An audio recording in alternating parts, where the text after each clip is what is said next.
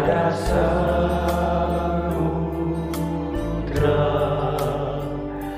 mampu tandingi agung cintamu, lembut hatimu, ubah hidupku. Hadirmu dalam lubuk hatiku, untuk mencintaimu dengan segala kasih-Mu. Ku bahagia selalu bersamamu Yesus, karena aku Kau cinta.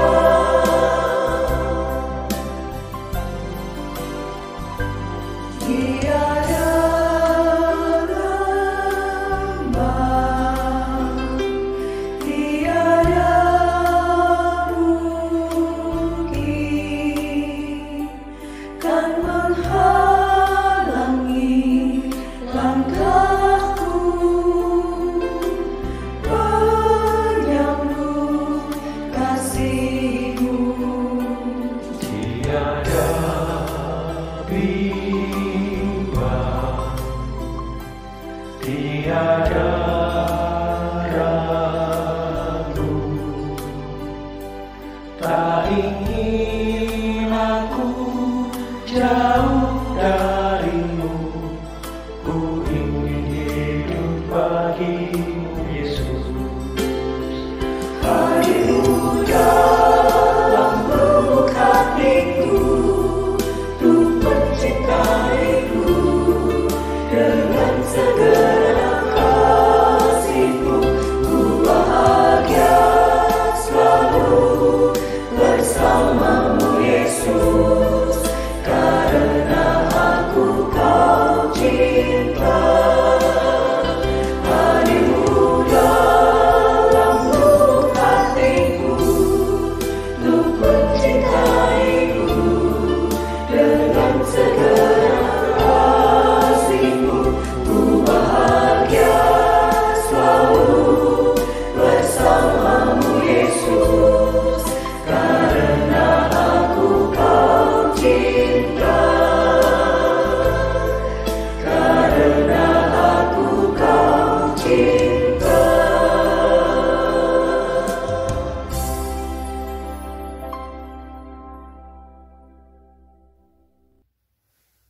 Shalom saudara dikasih Tuhan. Mari bersama-sama sebelum kita membaca dan merenungkan firman Tuhan, kita berdoa. Bapa di dalam surga, terima kasih. Bukan sebuah kebetulan kalau hari ini kami akan membaca dan merenungkan kebenaran firman-Mu.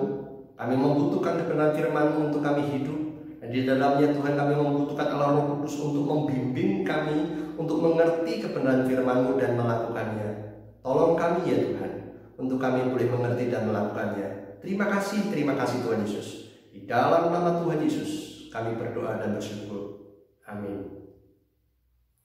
Saudara kasih Tuhan, firman Tuhan pada hari ini akan diambilkan dari Lukas 10 ayat 25 sampai 37 dengan tema di manakah gereja ketika melihat kemiskinan melanda sesama manusia. Saya akan membacakan mulai ayat 33 sampai 37 saja.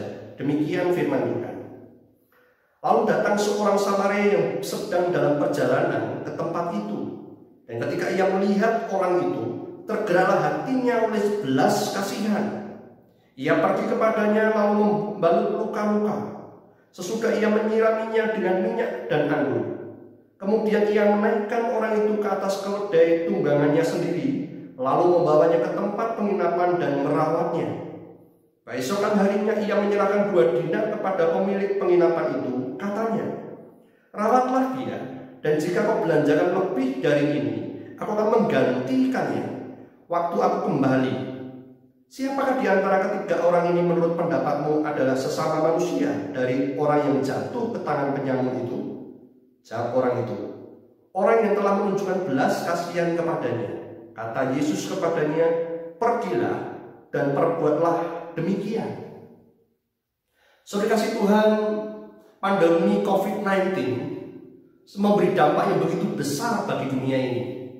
Si kecil virus corona ini, yang ukurannya hanya 125 nanometer, Untuk melihatnya saja kita membutuhkan mikroskop yang harus diperbesar 2600 kali. Tetapi mampu mengguncang perekonomian dunia dan bahkan merenggut puluhan ribu jiwa. Saudara kasih Tuhan, WHO bahkan sudah berkata bahwa memprediksikan virus corona ini tidak akan pernah habis sirna dari dunia ini sekalipun obat dan vaksinnya ditemukan. Bahkan sampai sekarang pun tidak ada seorang pun yang tahu kapan obat dan vaksinnya ditemukan. Dampaknya begitu besar sekali. Saudara kasih Tuhan, oleh sebab itu maka kita memasuki era the new normal. Sekalipun kita harus the new normal, saudara, dampaknya begitu besar. Salah satu dampaknya yang sangat terasa yaitu dalam 2 bulan saja terjadi pelonjakan kemiskinan yang begitu tinggi. Pengangguran yang begitu banyak. Dalam waktu 2 bulan saja jutaan orang tiba-tiba menjadi miskin. Saudara kasih Tuhan, ketika melihat situasi kondisi yang demikian, pertanyaannya, di manakah gereja ketika melihat, mendengar kemiskinan melanda sesama manusia? Oh saudara dikasih Tuhan, mungkin ada orang yang berkata, oh itu bukankah tugas pemerintah tentang kemiskinan? Gereja hanya bertugas hal-hal yang rohani saja. Saudara, benarkah demikian? Apakah firman Tuhan juga berkata demikian? Bukankah gereja dipanggil oleh Allah untuk mendatangkan shalom di tengah-tengah dunia yang penuh dengan penderitaan ini? Bukankah gereja dipanggil untuk semakin serupa dengan Yesus Kristus yang peduli kepada mereka yang sedang menderita? Saudara kasih Tuhan, semua orang Kristen pasti sudah hafal dan bahkan tahu tentang perikop yang kita baca tadi. Kisah tentang orang Samaria yang baik hati. Bahkan semua gereja pasti, saya yakin sekali, sudah pernah mengkhotbahkannya. Saudara kasih Tuhan, pertanyaannya, apakah gereja, apakah orang Kristen sudah pergi dan melakukannya? Saudara kasih Tuhan, yang menjadi masalah utama bagi ahli Taurat yang kita baca tadi, saudara, bukanlah tidak tahu akan firman Tuhan. Ahli Taurat ini tidak kekurangan akan pengetahuan. Saudara, bukankah ketika Tuhan Yesus bertanya kepada ahli Taurat itu, semua pertanyaan Yesus dijawab dengan tepat sekali. Bahkan ayat 28 dikatakan, jawab Yesus berkata, jawabmu itu benar. Saudara, jelas sekali ahli Taurat ini tidak kekurangan pengetahuan. Dia tahu tentang firman Tuhan. Lalu apa yang menjadi masalah utamanya?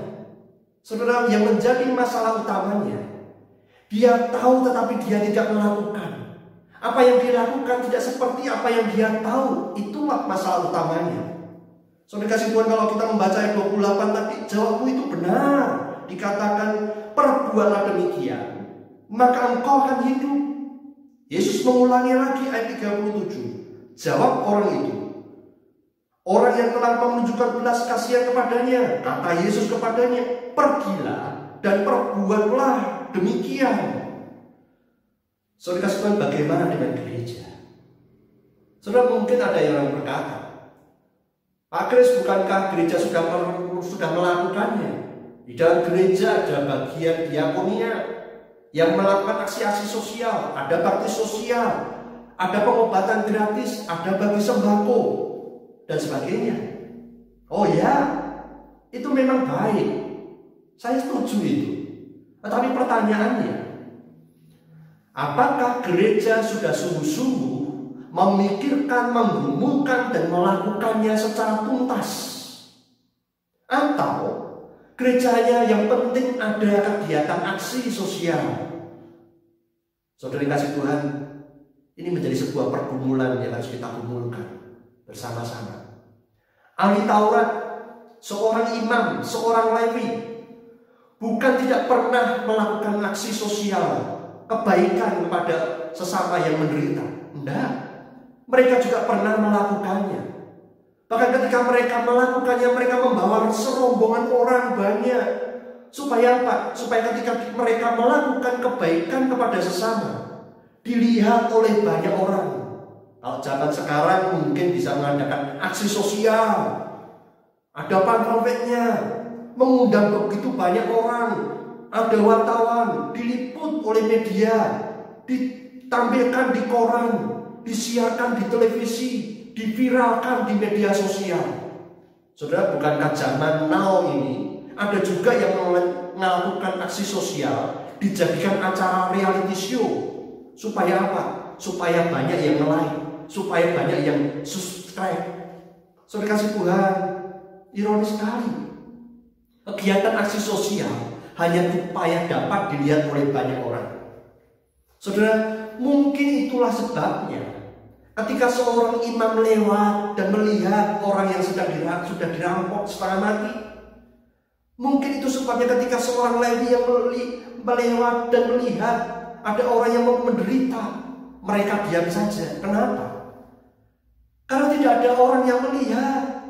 Jalanan itu begitu sepi, sehingga ketika mereka menolong orang yang sedang membutuhkan pertolongan itu, tidak ada orang yang melihat. Maka ngapain? Saudara kasih Tuhan, mungkin juga mereka berpikir, oh jangan-jangan perampoknya masih ada di dekat situ, sehingga mereka takut untuk menolong. Atau mungkin juga ketika mereka harus menolong, mereka berpikir, waduh, nanti untuk menolongnya dibutuhkan biaya yang begitu besar. Harus membantu lukanya, harus membawa ke rumah penginapan pengobatan, membiayai pengobatannya. Waduh, repot sekali. Saudara kasih Tuhan, itulah sebabnya mungkin mereka tidak menolong orang tersebut. Mungkin ada begitu banyak alasan mereka tidak menolong orang yang setengah mati di pinggir jalan itu. Saudara kasih Tuhan, tetapi sangat berbeda sekali dengan seorang Samaria. Ketika sekalipun orang Samaria itu dianggap kafir oleh orang Yahudi, bahkan dianggap tidak menyembah Tuhan oleh orang Yahudi. Saudara, apa yang dia lakukan ketika dia melihat orang yang sedang membutuhkan pertolongan itu? Oh saudara, dia tidak tinggal diam saja. Dikatakan ia menyiram lukanya orang itu dengan minyak dan anggur, membalutnya, kemudian mengangkatnya di keledai tunggangannya sendiri dan membawanya ke rumah penginapan dan dikatakan merawatnya. Saudara, bahkan ayat 35 sebelum dia pulang ke rumahnya, demikian dicatat, keesokan harinya ia menyerahkan 2 dinar kepada pemilik penginapan itu, katanya, rawatlah dia, dan jika kau belanjakan lebih dari ini, aku akan menggantinya waktu aku kembali. Saudara, dari ayat 35 ini kita bisa tahu bahwa orang Samaria ini bukanlah orang yang kaya. Kenapa? Karena dia meninggalkan uang hanya 2 dinar. 2 dinar itu artinya upah bekerja 2 hari. Oh, sekalipun orang Samaria ini bukan orang yang kaya secara ekonomi, tetapi dia kaya akan kemurahan hati. Saudara kasih Tuhan, dulu di televisi ada pernah acara reality show judulnya Tolong. Ada seseorang yang berpura-pura minta tolong, membutuhkan pertolongan. Ada begitu banyak orang melihat tetapi tidak menolong. Tiba-tiba ada seorang yang miskin, yang cacat mungkin, kemudian membantu orang tersebut, menolong orang tersebut. Setelah selesai ditolong, akhirnya orang yang miskin itu diberi uang jutaan rupiah. Wow, acara yang bagus. Tapi coba perhatikan, bagaimana komentarnya banyak orang itu. Ketika banyak orang yang hanya melihat, tidak jadi menolong, tahu bahwa ternyata setelah menolong dapat jutaan rupiah, apa yang mereka pikirkan? Waduh, tahu gitu saya tadi nolong orang itu, sehingga saya dapat jutaan rupiah. Bukankah banyak orang berpikir demikian? Saudara, sungguh ironis. Sudah dia tidak peduli dengan sesama, bahkan yang dipikirkan cuma keuntungan, cuma uang dan uang. Ironis sekali manusia berdosa ini. Saudara kasih Tuhan, berbeda sekali dengan apa yang dilakukan oleh orang Samaria. Sekalipun tidak dilihat oleh banyak orang, dia menetap menolong orang yang membutuhkan pertolongan itu. Dan pertolongannya itu tuntas, tidak setengah-setengah. Pertanyaannya, bagaimana dengan gereja? Bagaimana dengan orang Kristen? Apakah ketika kita menolong orang yang membutuhkan pertolongan hanya sekedar saja, yang penting ada kegiatan bakti sosial, atau kita sungguh-sungguh memberikan pertolongan sampai tuntas? Saudara dikasih Tuhan, mungkin apa yang dilakukan oleh seorang imam, seorang Lewi itu tampaknya wajar, hanya melihat dan melewati orang yang dirampok, sesuatu yang tampaknya wajar. Toh banyak orang juga melakukannya.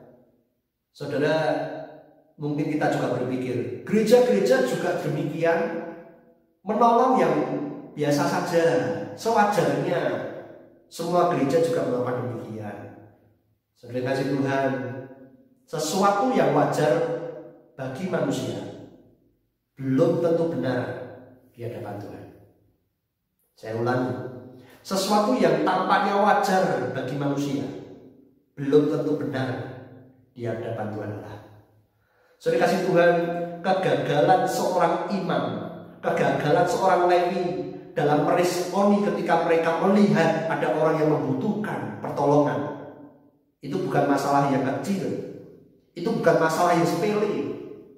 Di hadapan Tuhan itu masalah yang serius, masalah yang besar. Saudara, kenapa? Karena mengasihi Tuhan dan mengasihi sesama itu tidak bisa dipisah-pisahkan.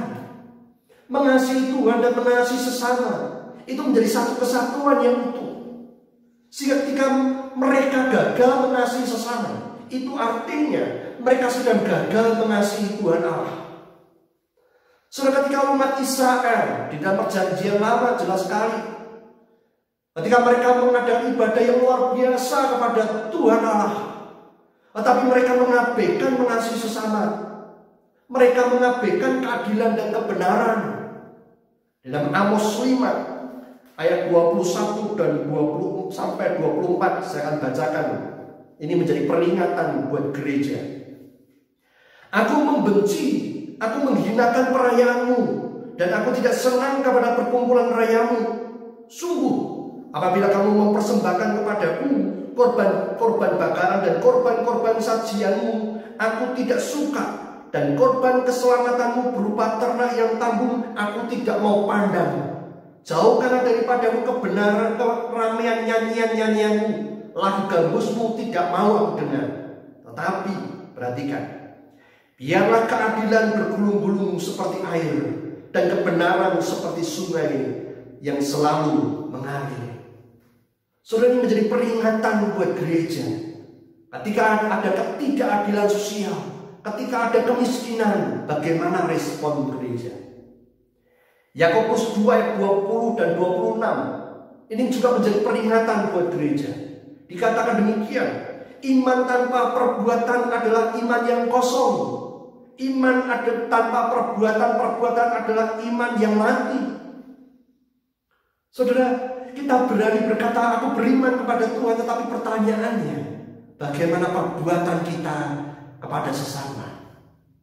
Saudara kasih Tuhan, sekalipun wajar, tapi belum tentu benar di hadapan Tuhan.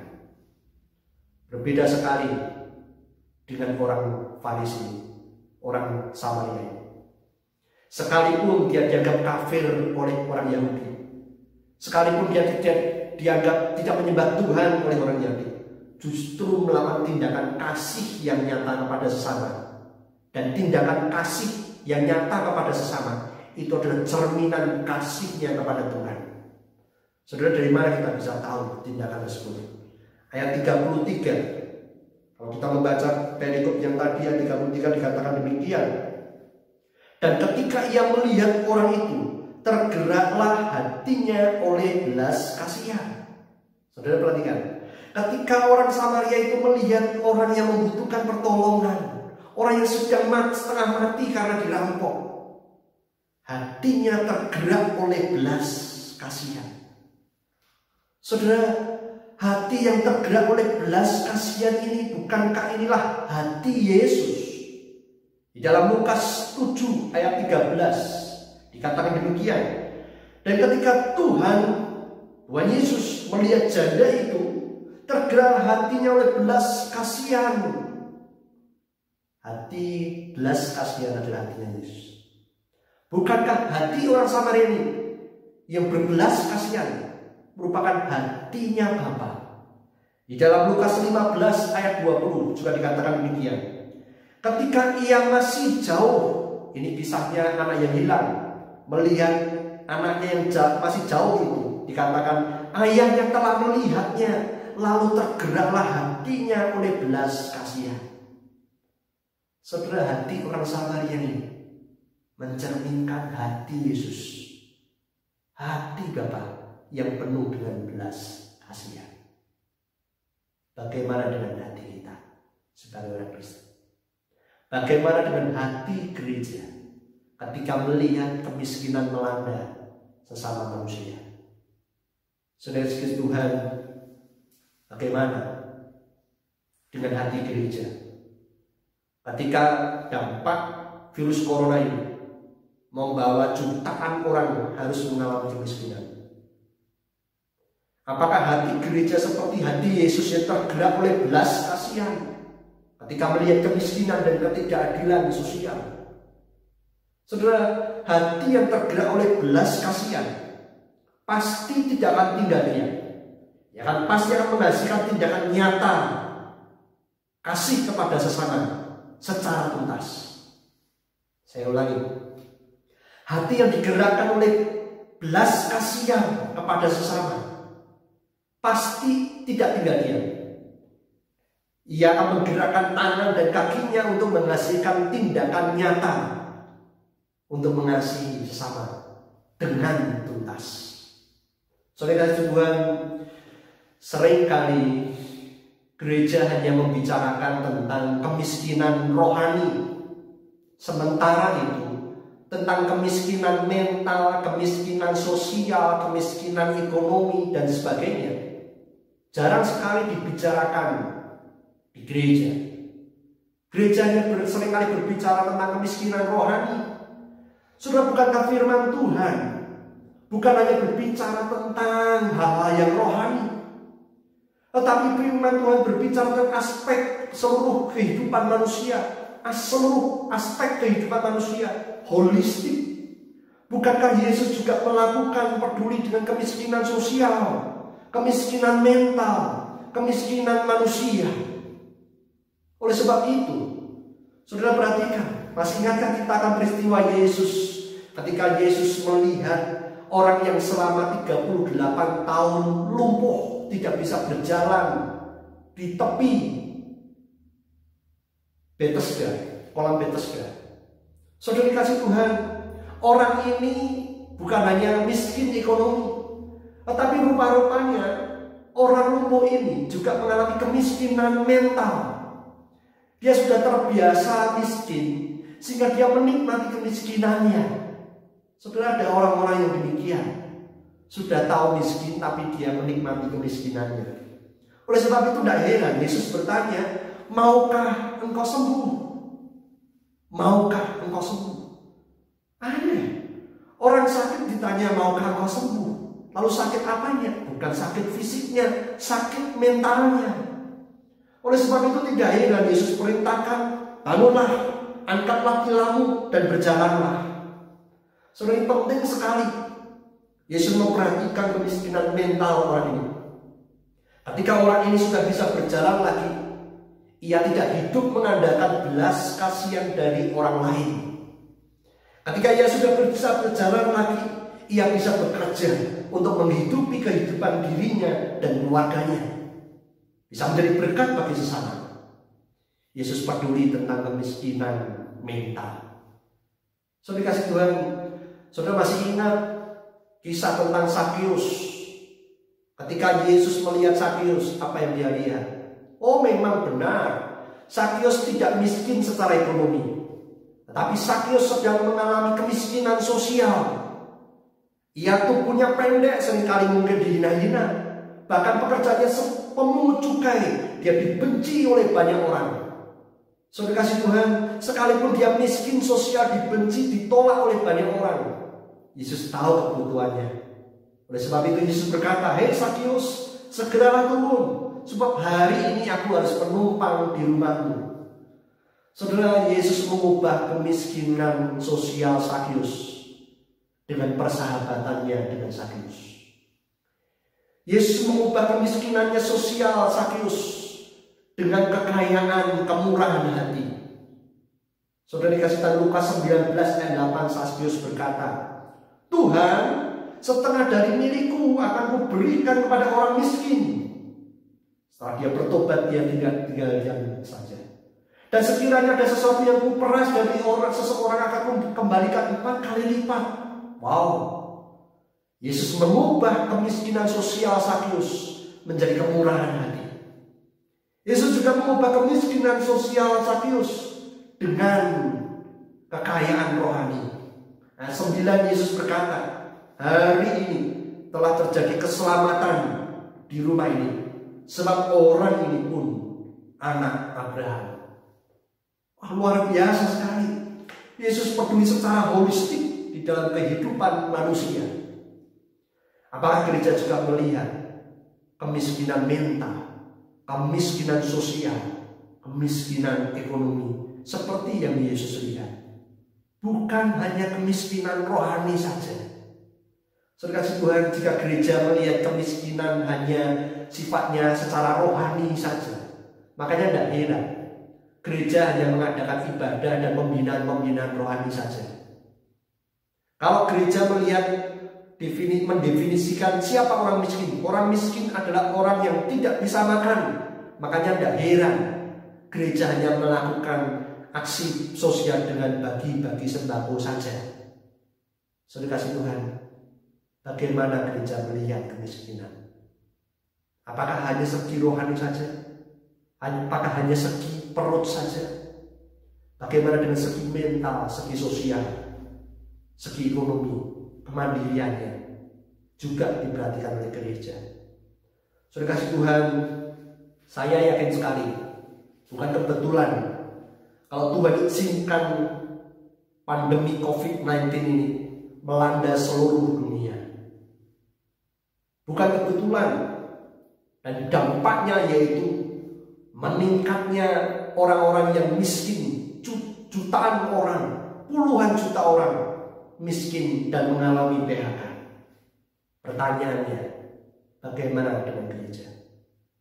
Bukankah tidak kebetulan Tuhan hadirkan gereja di tengah-tengah dunia yang penuh dengan penderitaan? Pertanyaannya sekali lagi, apakah hati gereja tergerak oleh belas kasihan seperti hati Yesus? Apakah gereja melihat kemiskinan secara holistik seperti Yesus melihat? Apakah gereja melakukan tindakan nyata yang tuntas seperti yang Yesus lakukan? Saudara kasih Tuhan, berbahagialah kita, gereja Tuhan, yang pergi dan melakukan firman Tuhan. Kiranya kita boleh menjadi berkat bagi sesama, sehingga nama Tuhan dipermuliakan. Amin. Mari kita sama-sama kita berdoa. Bapa di dalam surga, terima kasih. Kami percaya ya Tuhan, pandemi COVID-19 ini Tuhan izinkan melanda di seluruh dunia. Kami percaya ya Tuhan, Engkau tahu dampak dari pandemi COVID-19 ini. Kemiskinan, penderitaan semakin besar. Kami percaya ya Tuhan, gereja Engkau hadirkan di tengah-tengah dunia yang sedang sakit dan menderita ini. Tujuannya supaya kami boleh menjadi saksi-Mu, untuk kami boleh menjadi berkat dan mendatangkan shalom di tengah-tengah dunia yang sedang menderita ini. Oleh sebab itu ya Tuhan, tolong kami ya Tuhan, bukan hanya sekedar dalam menolong dunia ini, tetapi sungguh-sungguh menggumulkan, memikirkan dan melakukannya secara tuntas bagi kemuliaan nama Tuhan, Sebab Tuhan sudah lebih dahulu menolong kami secara tuntas. Oleh sebab itu ya Tuhan, tolong kami. Yesus sudah mati di atas kayu salib dengan berseru, tetelestai, sudah genap, sudah selesai. Lalu pertanyaannya, bagaimana dengan kami, gereja Tuhan di tengah-tengah dunia? Tuhan ampuni dosa kami, jika selama ini kami menolong hanya sekedarnya saja. Biarlah hati kami ya Tuhan dipenuhi dengan belas kasihan-Mu, sehingga ketika kami melihat, mendengar, hati kami tergerak oleh belas kasihan dan mengerjakan tindakan nyata yang tuntas bagi sesama kami yang sedang menderita. Sehingga nama Tuhan dipermuliakan. Terima kasih Tuhan Yesus. Kami serahkan komitmen kami serahkan segala syukur kami pada Engkau. Di dalam nama Tuhan Yesus kami berdoa dan bersyukur. Amin.